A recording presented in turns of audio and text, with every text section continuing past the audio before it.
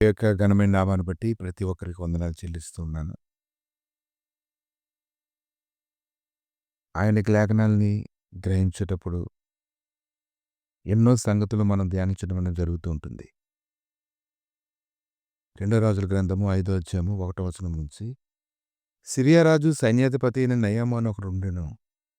అతని చేత యెహోవాయే సిరియా దేశమునకు జయం కలుగజేస్తుండెను గనుక అతడు తన యజమాని దృష్టికి ఘనుడై దయ పొందినవాడాయెను.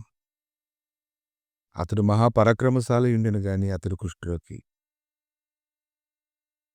నయమాను గురించి ఆ వ్యక్తి గురించి ఆలోచన చేస్తూ ఉన్నప్పుడు దేవుడే సిరియా దేశానికి జయం కలుగజేస్తుండెను గనుక అతడు తన యజమాని దృష్టికి ఘనుడై దయ పొందినవాడాయెను. ఈరోజు లోకంలో దేవుని యొక్క కృప నీ మీద ఉన్నప్పుడే అందరి దయను నువ్వు పొందుకోగలుగుతావు.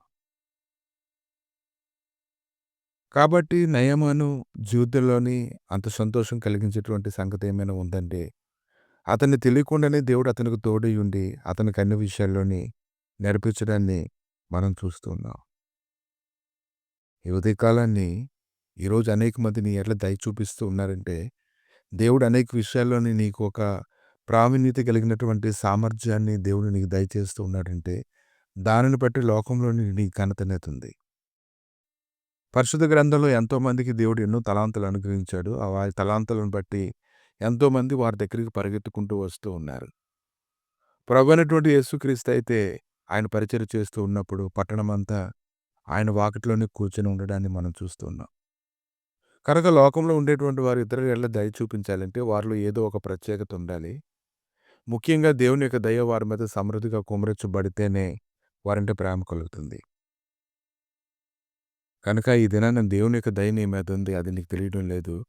దేవుడే నీకు విజయాన్ని కలుగజేస్తూ ఉన్నాడు, అది కూడా నీకు తెలియడం లేదు. ఎక్కడికి వెళ్ళినప్పుడు కూడా నువ్వు విజయం పొందుకుంటున్నావంటే అది దేవుని బట్టి అని నువ్వు తెలుసుకోగలగాలి. కానీ అనేక మంది నిన్ను ప్రేమిస్తున్నారంటే, ఆదరిస్తున్నారంటే, నిన్ను జ్ఞాపకం చేసుకుంటున్నారంటే, నీ గురించి ఆలోచన చేస్తూ ఉన్నారంటే కేవలం దేవుని యొక్క బలము నీ మీద పనిచేస్తూ ఉంది కాబట్టి నేను చూడగా అనేక మందికి హృదయంలో ఉన్నటువంటి నెమ్మది కలుగుతూ ఉంది. నయమాను అయితే తెలుసుకున్నాడు. ఎలీషా అనేటువంటి సేవకుని దగ్గరికి వెళ్ళినప్పుడు తన కుష్ఠరోగం పోగొట్టుకోవడానికి అతని దగ్గర నిలవబడినప్పుడు ఎలీషా చెప్పినటువంటి మాటలు కోపం తెచ్చుకొని అతను వెళ్ళిపోతూ ఉన్నప్పుడు మరలా అతను తన ఆలోచన మార్చుకొని యొర్దాను నదిలో మునిగినప్పుడు అతడు ఎంతగా కృతజ్ఞత చూపించాడో చూడండి.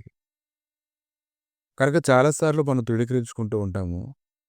కానీ దేవుని దయ నీ మీద ఉంది కాబట్టి నీ కార్యాలన్నీ సఫలమవుతున్నాయి. కొన్నిసార్లు నువ్వు ప్రార్థన చేసుకోకపోయినప్పటికీ నువ్వు కృంగిపోతున్నటువంటి సమయంలోనూ కూడా అదృశ్యకరంగా ఉన్నటువంటి దేవుడు ఎన్నో మాటలు నీకు సహాయం చేస్తూ వచ్చాడు. 2025 సంవత్సరం చివరిలో ఉన్నాము. ఈ 2025 సంవత్సరం అంతా కూడా దేవుడు నీకు తెలియకుండానే ఎన్నో గొప్ప కార్యాలు చేశాడు. నయమాను అయితే తన శరీరం మీద ఉండేటువంటి ఆ యొక్క స్వస్థతని అతను స్పష్టంగా చూడగలిగినప్పుడు దేవుని స్తుతించాడు.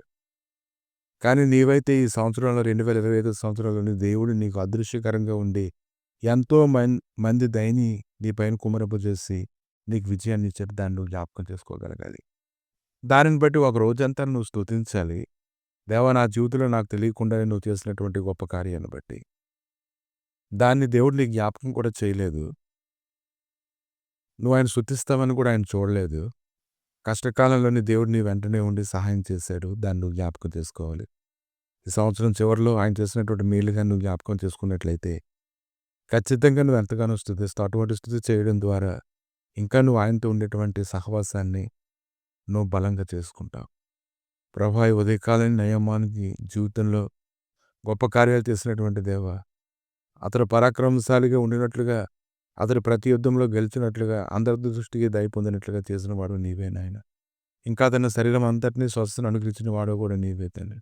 ఇంకా అతని జీవితంలో ఎన్నో కార్యాలు జరిగించే ఉన్నావు ప్రభువా, నీకే స్తోత్రం దేవా.